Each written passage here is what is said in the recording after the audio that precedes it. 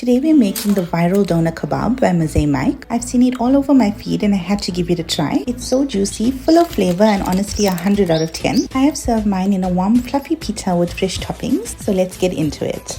Start off by adding a kg of mince into a bowl. Add ginger and garlic paste, some plain yogurt, a blended onion, all of your spices, and some olive oil. Mix together with your hands until everything is well combined. Add a handful of the mince to a sheet of baking paper. Flatten it slightly and add another sheet of baking paper over. Use a rolling pin to roll out the mince. Peel off the top layer of the baking paper. And now the mince should be in a super thin layer. Roll the bottom sheet with the mince into a Swiss roll shape. Continue this process until all the mince is used up. Next, you want to add the rolls onto a baking tray. Cook in the oven for 20 minutes at 200 degrees Celsius. After 20 minutes, remove any liquid from the tray or just switch over to another one. Put it back into the oven for a further 15 minutes and then it's time to unroll them for that meaty goodness. Just look at how juicy that meat is. Break up the meat into smaller sections and then put it back into the oven for a further 4 minutes so that the meat can brown up nicely. Don't over brown it because you don't want the meat to dry out. Next, I've made some esme, which is a Turkish sauce, and honestly don't skip this part because I find it adds so much more flavor to the pita. You want to add tomatoes, garlic, jalapenos, red onions, fresh parsley or coriander, spices, tomato paste, olive oil, lemon juice and vinegar to a blender.